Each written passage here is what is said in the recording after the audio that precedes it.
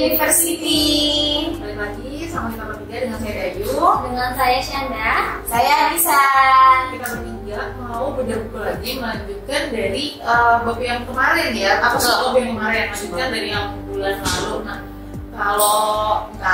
Untuk bukunya sendiri di sini adalah The Psychology of Selling dari karyanya Brian Tracy. Kalau di bulan sebelumnya itu kan terakhir kita membahas sampai dengan Dari halaman 16 sampai 17 ya.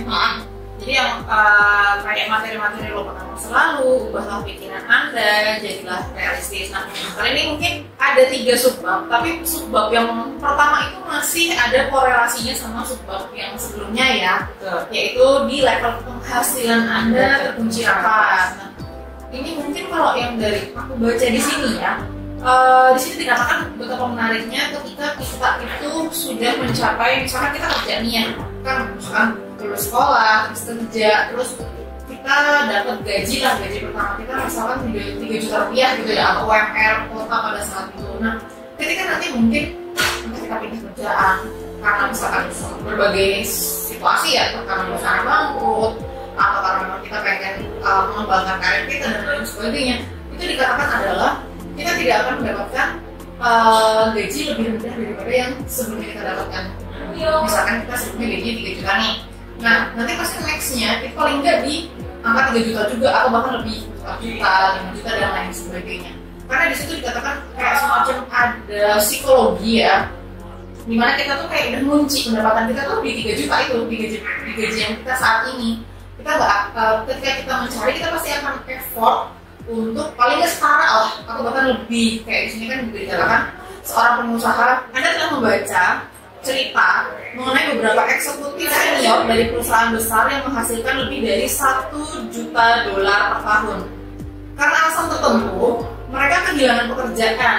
Kemudian beberapa bulan sesudahnya Anda membaca atau mendengar kisah mereka dan mengetahui bahwa bekerja di perusahaan lain dan masih menghasilkan lebih dari $1 juta. Karena di situ kita mungkin kalau kayak logikanya tuh kita udah biasa dapat uang segitu. Iya benar. Jadi kita nggak mungkin mau keluar dari konsep kayak gitu ya. kita nggak mungkin mau keluar dari konsep kita maksudnya ini kan atau dari kita kayak nggak mungkin mau tuh dapat lebih bawah dari itu.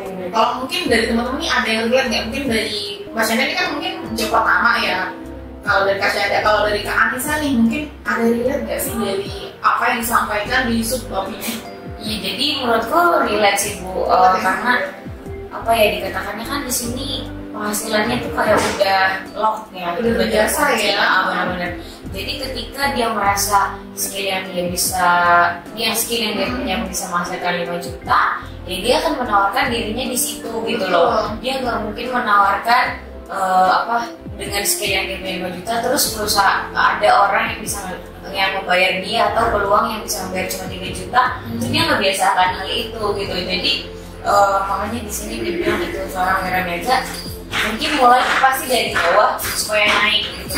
Jadi mereka punya kapasitas level yang berbeda. Kalau dari Syanda sendiri nih, kan Syanda ini kan ibaratnya kayak fresh graduate lah ya, terus kerjaan pertama nih, kayak masih mimpi banget lah ya. Nah tapi kan nanti mungkin ya, istilahnya levelnya tuh udah kayak hatam lah di sini, amin gitu kan.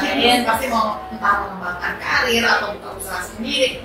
Itu Syanda pasti gimana nih rasanya? Apakah mau di level yang itu aja, atau mungkin mau di level yang lebih ya? Nggak mungkin kan di bawahnya kan? Yang pastinya sih pengen upgrade terus ya ke atas, dan gak mungkin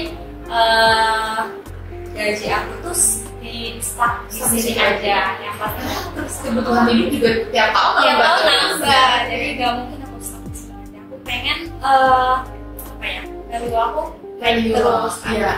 Karena kan pasti juga dari seiring berjalannya waktu, kemampuan kita nggak mungkin di situ aja dong. Pasti Kita kan pasti ada yang nemuin masalah baru ya, masalah baru, terus kayak case-case baru, dan itu kan yang membuat kita tuh jadi lebih dewasa dan lebih memperkaya kemampuan dan skill kita gitu. Jadi menurutku ya wajar aja sih kalau misalkan di sini dikatakan kita tuh kayak udah mengunci pendapatan kita, apalagi balik lagi misalkan dikorelasikan dengan bab sebelumnya, yaitu konsep diri itu ya yang udah kita buat ya. Nah ini kan juga mungkin bisa kita tanamkan juga bagaimana supaya kita itu juga kayak lebih mengembangkan diri kita ke depannya. Nah kalau untuk kelanjutannya sendiri, untuk sebab selanjutnya di sini memang agak berbeda sih ya. Maksudnya tuh kayak agak jumping sih materinya, tapi sebenarnya mungkin masih ada korelasinya. Di sini dikatakan adalah bidang hasil pokok penjualan dan lanjutannya adalah kuasai keterampilan itu. Apa sih maksudnya? Nah mungkin kayak tadi kan aku bilang ya, seperti aku bilang, ketika kita semakin lama bekerja pasti kan kita kayak mengasah kemampuan kita lebih tinggi. Nah di sini dikatakan sebagai seorang, karena ini memang material adalah sebagai seorang sales ya atau apa sih psikologi Australia. Di sini dikatakan ada 7 KRA. Apa itu KRA? Adalah key result area atau mungkin bidang hasil pokok. Yang dimana 7 bidang itu atau itu lebih dikatakan kalau aku bilang sih kayak step by stepnya, nggak mungkin step pertama tuh langsung loncat ke ketiga, jadi benar-benar harus dibutuhkan dan step-step inilah yang membuat kita menghasilkan, yang dimana hasil itu nanti otomatis ya kayak berkesinambungan dengan penghasilan kita. Di sini kan dikatakan pertama adalah memprospek. Ketika kita untuk berjualan, otomatis hal pertama yang kita lakukan adalah memprospek. Entah itu kayak data, dan lain sebagainya. Terus yang kedua adalah membangun kepercayaan. Kan nggak mungkin kita membangun kepercayaan dulu baru memprospek kan. Jadi kayak memang pertama itu memprospek. Yang kedua adalah membangun kepercayaan. Yang ketiga mengidentifikasi kebutuhan. Terus yang keempat adalah melakukan presentasi produk atau demo, atau mungkin kalau kita sebagai sales office yang lebih kebanyakan di dalam ya, walaupun kadang-kadang kita keluar, kita lebih banyak di dalam. Jadi ketika pelanggan datang, mau tidak mau kita harus menjelaskan produknya. Seperti itu. Kayak kita mempresentasikan sebenarnya misalkan printer ini dia fungsinya apa, kelebihannya apa dan lain sebagainya. Kita masuk ke dalam presentasi produk ataupun jasa ya. Itu adalah menjawab keraguan atau penolakan. Misalkan kayak kita udah ngejelasin panjang lebar ya dalam prospek, melakukan pendekatan, tapi kita masih belum deal. Nah ini step yang menjawab pertanyaan atau penolakan. Lalu step ke-6 adalah menutup penjualan atau mungkin kita biasa sebutnya closing. Dan yang terakhir adalah mendapatkan penjualan berikutnya ataupun referensi. Jadi kan setelah kita melakukan closing, kita nggak berhenti sampai situ, tapi bagaimana kita memainkan sehingga terjadi pembelian berikutnya dan bahkan membuat customer yang sudah beli kita itu mau mereferensikan kita terhadap koleganya, rekannya, keluarga dan lain sebagainya, seperti relasinya ya. Nah, ini adalah 7 bidang yang menurut aku tuh kayak kunci utama ketika kita menjadi seorang sales, kayak step by stepnya. Nah, cuma di sini dikatakan adalah mungkin kita nggak menguasai hal itu. Itulah yang membuat kita minder. Balik lagi ini korelasinya ke konsep diri. Karena di sini dikatakan kita harus memiliki konsep diri terhadap 7 bab ini masing-masing. Jadi nggak kayak keseluruhan ya, masing-masing itu harus menguasai bagaimana cara memprospek, menguasai bagaimana cara kita membangun kepercayaan, menguasai bagaimana cara kita kayak menjawab keraguan dan lain sebagainya. Di sini dikatakan kayak kita nggak perlu minder. Setiap profesional pada 10% teratas itu juga mulai dari 10% ke bawah kayak gitu. Mungkin kalau dari teman-teman mau ada tanggapan dulu nggak dari statement yang tadi itu, dari apa ya, POV atau sudut pandang teman-teman? Mungkin kalau dari aku ini sih Bu, dari 7 konsep tadi itu yang akan menentukan kinerja sama level penghasilan kita. Jadi kalau kita semakin tinggi, udah sampai di referensiin gitu ya, udah sampai di tahap terakhir, itu artinya udah penghasilan lo bakal menyesuaikan dengan kesetaraan skill tadi, skill tadi. Jadi memang ketika kita merasa diri kita belum mampu akan mengidentifikasi kebutuhan konsumen gitu ya udah apa yang kita terima sebagai wiraniaga juga akan sama dengan level-level yang tadi Ibu udah sebutin itu tadi gitu. Karena di sini juga disebutin ada di bukunya gitu ya, bahwa konsep diri ini akan menentukan kinerja dan level penghasilan kita gitu yang tadi aku bilang. Dan untuk orang-orang gitu ya, atau wiraniaga yang belum punya yang belum menguasai untuk 7 level tadi, itu disebutin juga di buku ini kalau ya udah no worry gitu, nggak usah khawatir, karena satu-satunya alasan mengapa kita takut untuk berbuat sesuatu pada bidang keterampilan yang belum pernah kita coba itu pasti karena kita belum aja Jadi bukan kita nggak bisa, tapi karena kita belum coba. Nah, gitu. Jadi buat orang yang masih ada di level 4 atau level 5 gitu, belum ke level 7, pokoknya tetap coba gitu loh. Karena kita nggak tahu kita nggak bisa itu karena kita belum coba.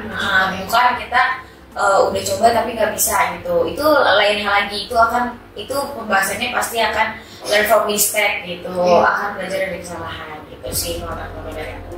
Kalau Mas Kasyanda gimana? Aku kan emang masih yang di bawah banget ya.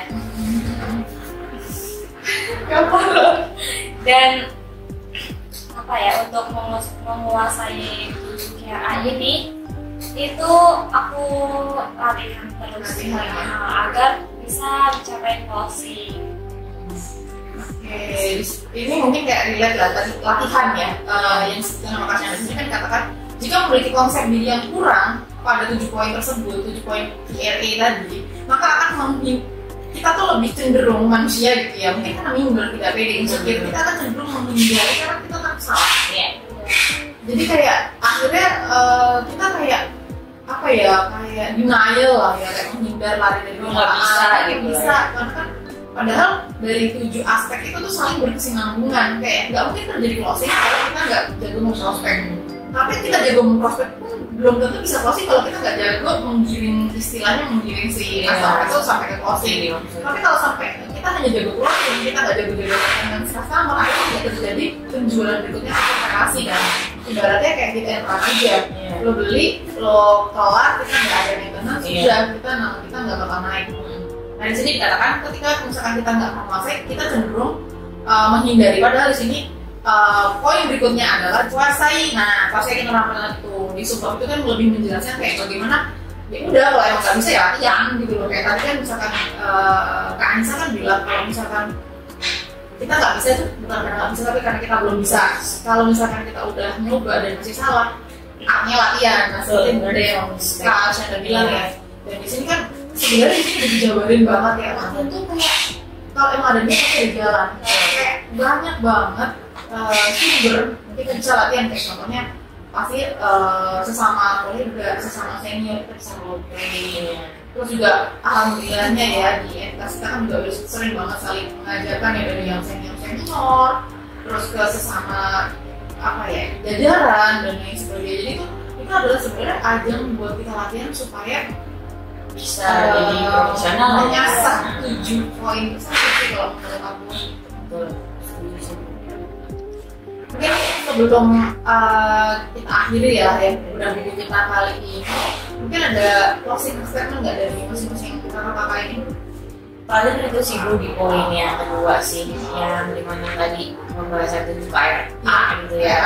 Memang itu udah terpapar jelas banget gitu loh buat teman-teman yang mau belajar. Itu udah enak banget dan bilang sama kita gitu loh, sebagai niaga, sebagai sales gitu ya, kadang mengalami mental yang up and down gitu, dan kembali lagi ke ya udah lo terus reminder diri lo gitu buat ya udah lo mau di level berapa sih gitu, lo akan menetapkan diri lo, mengunci saldo lo tuh di berapa gitu loh, itu akan menentukan semangat yang bakal kita buat juga gitu kalau aku gitu sih. Alasannya gimana? Dan kalau untuk aku bagi yang baru banget ya untuk yang ini itu misalnya kalian yang jadi sales tapi belum closing itu harus dibanyakin latihan terus sih supaya closing dan gaji kalian nggak stuck di situ aja. Jadi konsep yang menariknya itu mungkin yang bisa ditarik kesimpulan adalah sebenarnya di buku ini tuh kayak udah dijabarin step by step menjadi niaga yang baik ya seperti apa, tinggal bagaimana kita mengasah dari tiap poin-poin tersebut, karena kan setiap poin itu memiliki perannya masing-masing berkesinambungan. Dan bagaimana di sini kan dijelaskan kalau kita sudah menguasai skill ini, otomatis kan penghasilan kita naik. Dimanapun kita berada, kita udah mengunci penghasilan kita itu di angka berapa. Jadi ketika nanti kita menawarkan diri ke perusahaan itu kan berarti kita menjual value kita ya, artinya kita menjual sebagaimana kita worth it di mata orang lain. Nah kalau misalkan semakin tinggi skill yang kita punya, semakin tinggi kemampuan yang kita punya, semakin worth it juga material yang kita ada. mungkin dari kita bertiga itu dulu aja yang bisa kita ambil dari bab kali ini, subbab kali ini. Kita akan lanjutkan untuk next bulannya yang pastinya dengan materi-materi yang lebih menarik lagi. Kita bertiga undur diri. Assalamualaikum warahmatullahi wabarakatuh. Bye bye.